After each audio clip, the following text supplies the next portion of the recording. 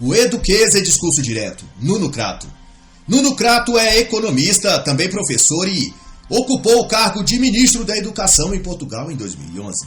Foi agraciado com importante honraria por serviços prestados a Portugal. Mas antes de tudo, o autor é um apaixonado pela língua, pela literatura e pela linguagem. Nesta obra, Crato faz uma análise do método pedagógico construtivista, coisa que é bastante utilizada aqui no Brasil e salvaguardada pelos títeres do patrono da educação no Brasil, que é Paulo Freire. Para quem não se habituou ainda ao que quer dizer construtivista, socioconstrutivista ou mesmo pedagogia paulo-freiriana, vale aqui uma conceituação prática que o próprio autor faz à página 9 e 10. Trata-se, de acordo à nota do autor, do ensino progressista, do ensino centrado no aluno, uma corrente pedagógica politicamente correta, para ser claro e objetivo. No dizer do autor, e bem faz notar isso, o construtivismo é uma corrente pedagógica de inspiração pós-moderna, que sacrifica e despreza os conteúdos e os resultados, e supervaloriza a interpretação pessoal, o romantismo do processo, o subjetivismo. A alegação usada como desculpa, esfarrapada por aqueles responsáveis por essas mudanças no ensino, segundo o que nos faz saber o autor, é que antes a educação privilegiava as elites burguesas e hoje ela é disponibilizada a todas as minorias e classes mais baixas, tudo graças ao método construtivista ou de Paulo Freire, como preferir. É a velha prédia de burgueses opressores e pobres oprimidos, encaixados aqui no contexto do ensino educacional público. É incrível como passa-se os anos, mas a retórica marxista continua regurgitando os mesmos chavões e mentiras sem fim. E exemplo desse idealismo arrogante e infantil está citado pelo autor na página 17, ao expor as palavras de Maria Tereza Ambrósio, ativista do método Paulo Freiriano, no artigo Educação para o Desenvolvimento, para o Ministério da Educação Portuguesa em 1999.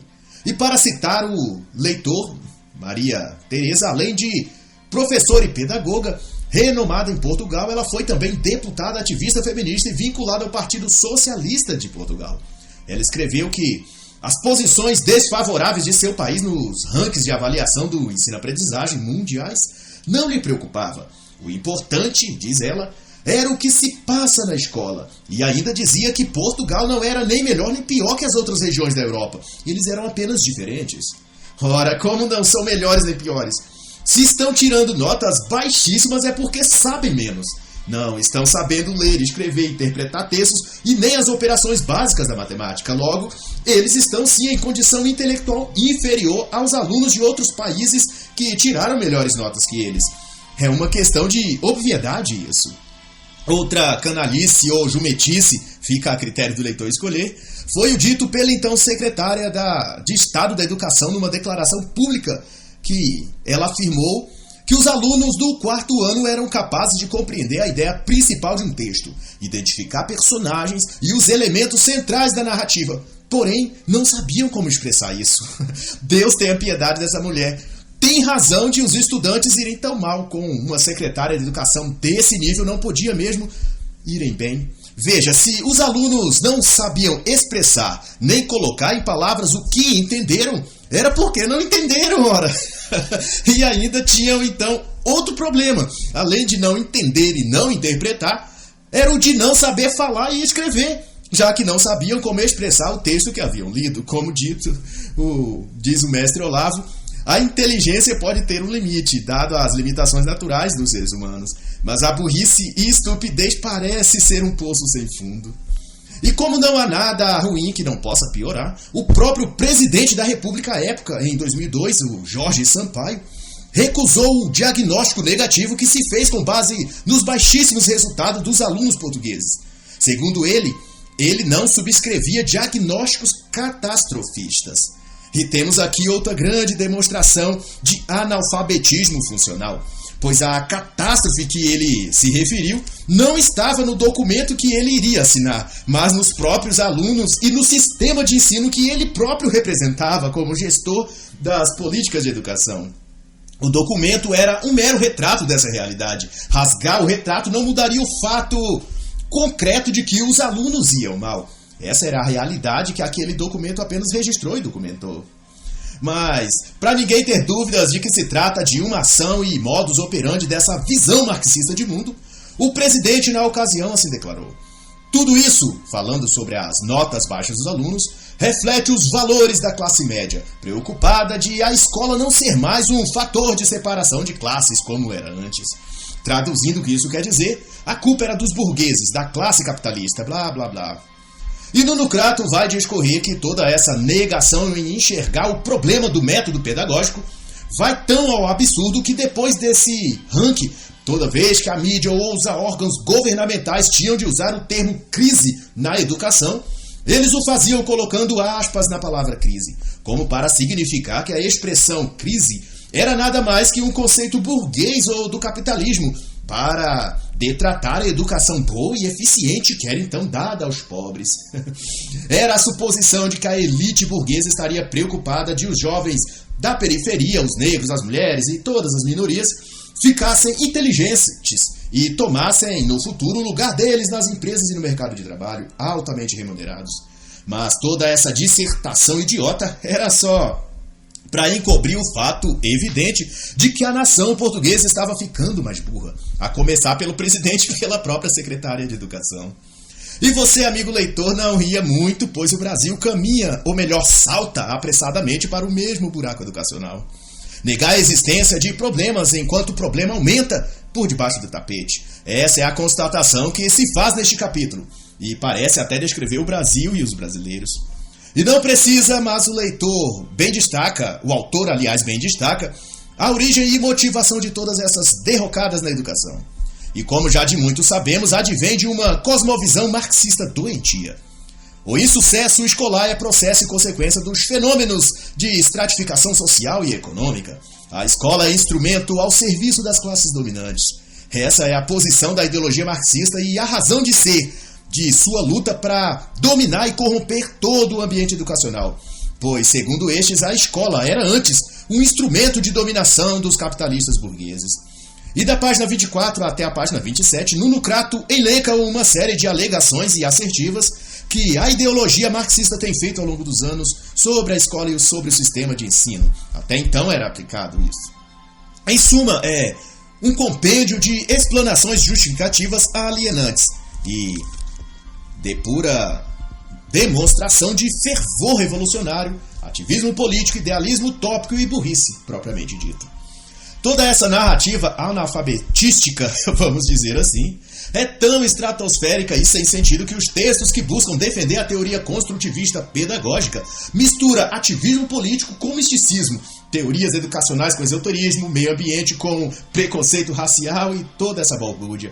É uma salada mista de ideias contraditórias entre si, que até começam a pensar se não é de fato preciso ser muito inteligente para produzir tamanha burrice. É uma obra de gênio, em certo sentido. No tópico de disciplina, a partir da página 29, Crato vai discorrer sobre as mudanças promovidas também pelos ideólogos marxistas, por meio da pedagogia construtivista, no campo ou no requisito da disciplina, os modos e comportamento dos alunos em geral. De acordo às teses socioconstrutivistas, o mau comportamento são sinais exteriores de algo que vai mal no interior, na parte emocional dos próprios alunos. Todavia, conforme diz o autor, por ser sinais exteriores devem ser ignorados. Porque, segundo prescreve a metodologia pedagógica de Paulo Freire no Brasil e do modelo construtivista em Portugal, essas manifestações de rebeldia, desrespeito e de agressividade, quando externadas por algum aluno, devem ser compreendidas, acolhidas e solidarizadas pelo professor. Porque, no fundo, estes alunos são vítimas de uma sociedade burguesa opressora. E outra vez aqui, a culpa é dirigida, como sempre, à sociedade capitalista burguesa opressora.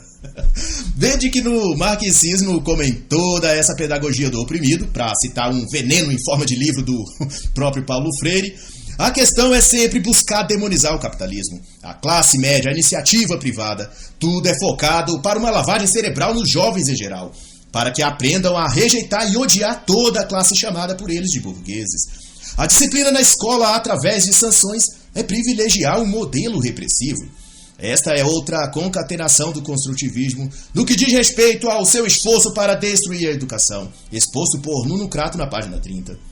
E outra consideração de Crato será que a educação, os métodos educacionais, melhor dizendo, erra ao tentar vincular prazer à questão de aprender, ou de estudar, por assim dizer. pois a fazer crer que a atividade intelectual deve, por função e finalidade, provocar sensações estáticas de êxtase, de sentimentos, de alegria, esse tipo de coisa, é uma forma de fazer crer no aluno que tudo que é útil e importante para ele deve gerar nele prazer e satisfação imediata. Porém, estudar, aprender, é um investimento para o futuro da pessoa, logo não é como comer chocolate, que dá uma sensação prazerosa imediata. O processo de aprendizagem é gradativo e formativo. Vai formando o cidadão enquanto ele absorve o conhecimento. É, portanto, um investimento para o futuro.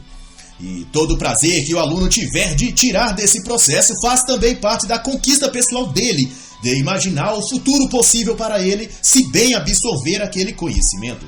Isto é, o prazer desse jovem e aluno é também algo alocado no futuro previsto, não no presente imediato.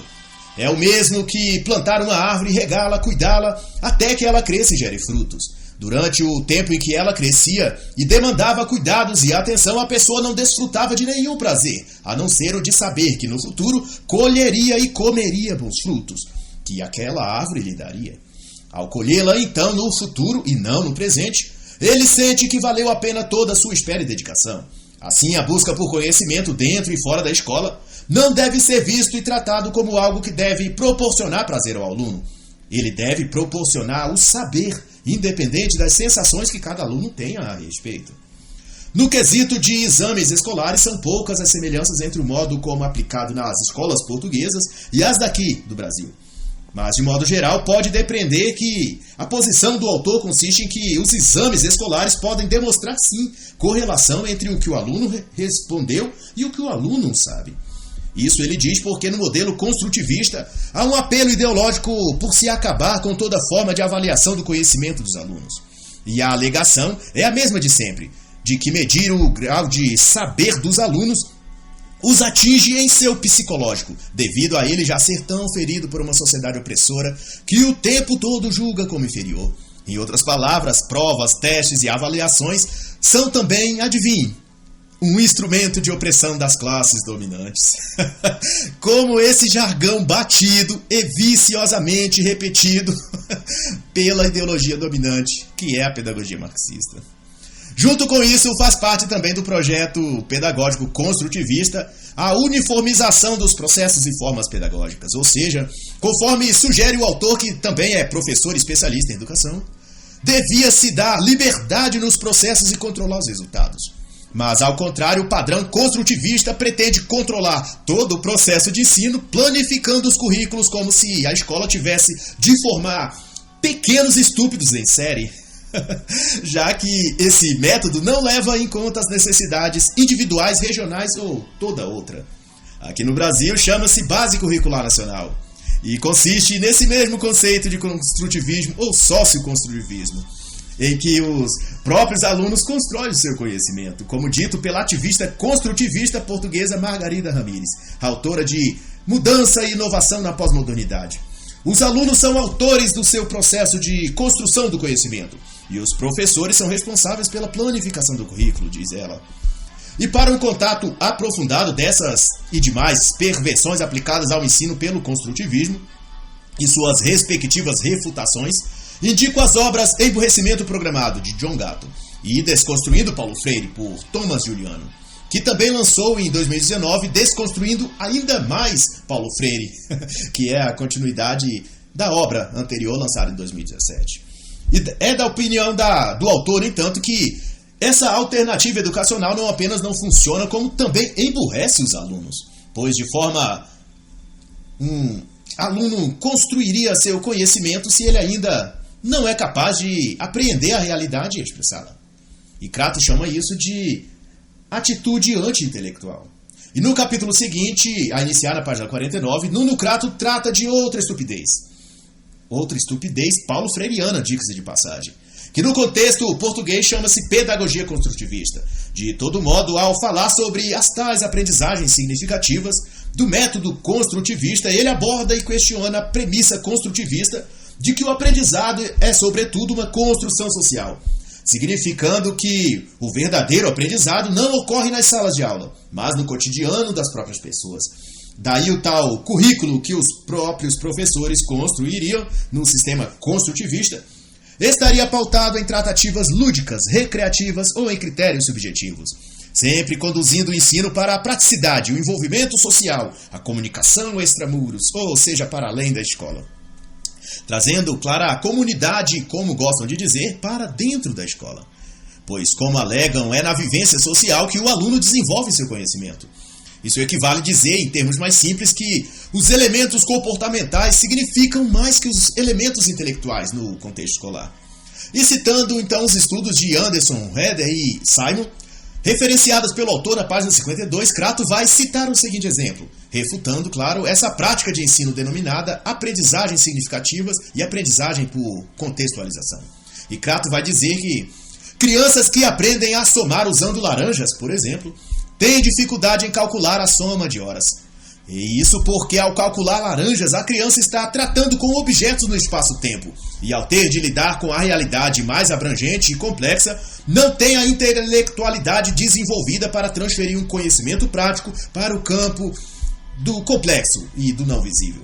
Pois seu cérebro está treinado apenas para identificar coisas e não conceitos ou relacionar ideias. Em outras palavras, eles não sabem pensar. Apenas ver e comparar coisas concretas, mas não a raciocinar em cima de conteúdos abstratos. Por isso que tem, subsequentemente, tanta dificuldade de aprender a ler, escrever e a interpretar textos, ideias, simplesmente porque não raciocinam sobre ideias, apenas olham coisas e deduzem a partir delas. Em termos ainda mais simples, seria como se o aluno fosse capaz de compreender uma história olhando as figuras e desenhos numa revista em quadrinhos. Porém, não conseguiria compreender a mesma revista se retirassem todas as figuras e deixasse apenas os textos. E no capítulo subsequente, Crato vai discutir a temática competências versus conteúdos. E Nuno destaca que o conceito de competências é só mais um dispositivo para expandir e consolidar a agenda construtivista nas escolas. Segundo o que se vê, é que a teoria das competências prescreve a substituição de objetos educativos por formulações de duplo sentido, coisas vagas, etc. Como exemplo está o caso em que se diz que o aluno deve saber resolver equações de segundo grau. Porém, a forma como se prescreve fazê-lo aprender a equação, é deixá-lo desenvolver o seu modo e no seu tempo próprio. Seria, nas palavras do autor, o saber sem ação. E mais ainda, se o mesmo preceito foi a ele aplicado nos anos primários na escola e ele deixou de aprender a somar, subtrair, dividir, multiplicar, como dizer a ele depois que seu nível de competência deve ser de operar a equação de segundo grau? Ao mesmo tempo, o professor não pode ensiná-lo através dos métodos tradicionais, porque esse professor estaria oprimindo esse aluno. Por causa desse tal processo de aprendizagem mecânica e intimidador. Ou seja, se mandá-lo repetir até memorizar os cálculos ou mesmo a tabuada, esse professor estaria submetendo esse aluno a um sistema burguês opressor. É como o professor Olavo de Carvalho fala, nessa porcaria de marxismo, proíbe-se fazer uma coisa e proíbe-se também fazer o contrário dessa coisa. É realmente uma loucura, uma insanidade total. E ainda temos de bater palmas para o método freiriano e se curvar em reverência ao patrono da educação brasileira.